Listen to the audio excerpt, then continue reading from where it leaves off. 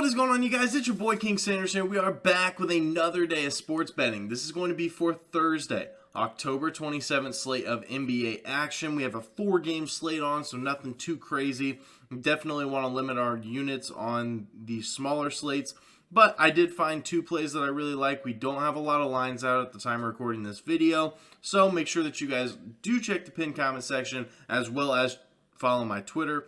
Any added plays that I do have will be posted in those 2 spots. But without any further ado, we are still currently on the road to 8,000 subscribers. So if you guys are new, make sure that you guys do like, comment, subscribe, and turn on that notification bell so you guys know whenever I post. Next, I did just want to go ahead and give a quick shout out here to all of our members here on the channel. Thank you guys so much for everything that you guys do. And thank you guys so much for giving me such a small channel, such a big chance, as I always say. It truly does mean the absolute world to me. So much more than you guys will ever know. So, without any further ado, we didn't necessarily have the greatest day. We ended up going 1 and 2 on our plays. Just overall, we ended up going 1 and 2. Definitely not a great day. Definitely not a horrible day. Luckily for me, individually, I did put way more money on the Wendell Carter play rather than the other 2. So it ended up, I ended up pretty much break even. But we ended up going 1 and 2. We did have Wendell Carter Jr. under 28.5 PRAs versus the Cavs at -125. I think he finished with like 21, I believe. It definitely wasn't even really that close. I got to be completely honest. I know that Wendell Carter Jr. He really just didn't see those flashes where he drops like 6 to 8 points right in one quarter. He never really saw anything like that. He never really broke out in any of these quarters, so it really wasn't too much of a sweat, to be completely honest. Then we had D'Angelo Russell over 25.5 points plus assists at -110. This one, it started off pretty well. He ended up hitting the assists, and like I said in yesterday's video, if I had to pick one line, I'd probably go with his assists, and I guess I should have done that. He finished with 9 assists, and I think he had 11 points or 12 points, something along those lines. So he fell just short of it. He didn't really shoot too much in the second half. He shot 50% from the field, but just really didn't get that many shots up. He ended up getting like 10 shots to be exact, and with that being said, he just really didn't get the volume that we kind of need for a over like this, so it was kind of unfortunate. He got the assist part, no problem whatsoever, but he just wasn't really able to come up with those points, so ended up losing that one. Then we had Jabari Smith Jr. over 23.5 points plus rebounds versus the Jazz at -125. I will say from now on, I'm probably going to be staying away from the Rockets props. I watched that game fully, and the rotations of that game were so weird. Jabari Smith, he got taken out with like 6 minutes left in the game, even though it was a pretty close game, and then gets put back in with like 2.5 minutes left. It was definitely strange. It was just one of those things that the rotation system that they have over there in Houston with all those young guys is just very, very weird. But Jabari Smith did get into a little bit of foul trouble early. He got 2 fouls in the first half.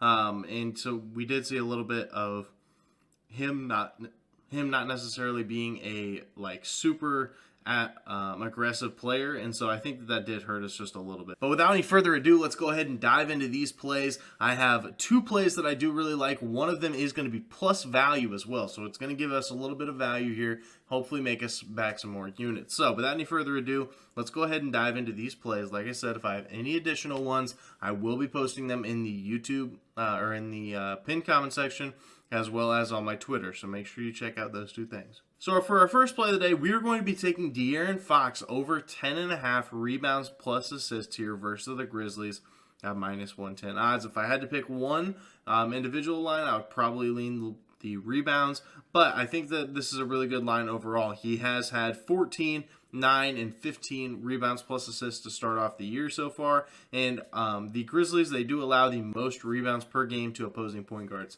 That's definitely something that you can't really hide. That's definitely a stat that they need to be improving on, and they allow a lot of rebounds to that point guard position. And De'Aaron Fox is known to be a pretty decent rebounder, especially with the size that he does have, with the frame that he does have. He's been pretty solid at getting those rebounds.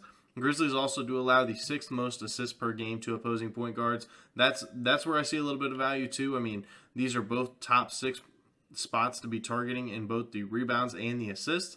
I think it's a really good spot. Also, Memphis does allow the 3rd most points per game to opposing teams. Now, the reason I like this is just because it's good for his assist numbers. If they give up a lot of points, a lot of those points are going to be coming from passes from De'Aaron Fox. Definitely a great playmaker, tremendous playmaker. And so with that being said, this is a really good spot here to get a lot of assists.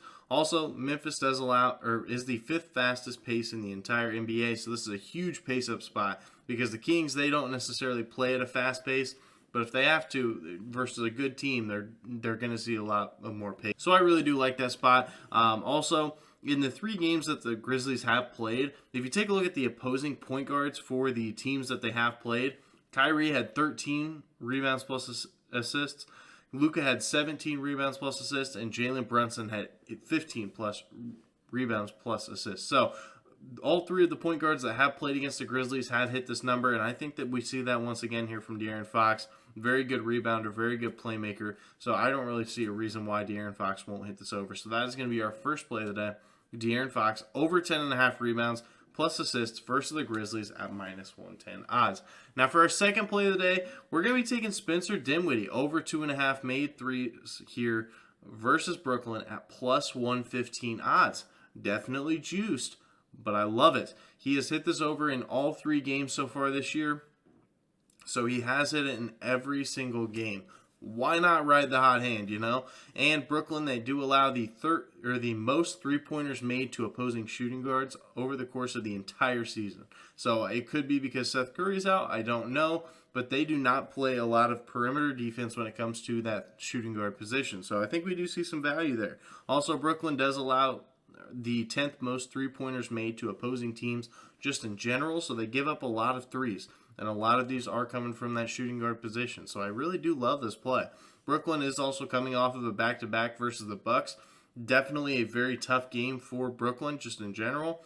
So the defense may look a little bit worse. They may be tired, may look a little bit worse, may be able to get some easy shots here for a guy like Spencer Dinwiddie. So I know that this is plus value, +115. Definitely is a pretty juicy number to lay.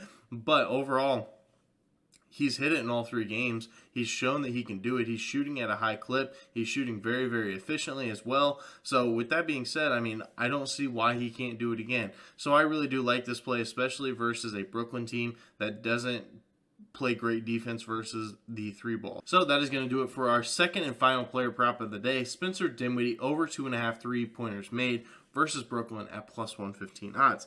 So that is going to do it for today's video. Like I said, if I have any additional plays, I will be putting them in the pinned comment section and on my Twitter. So make sure that you guys do follow me in both those spots. But that is going to do it for me. This is King Center signing out. Peace.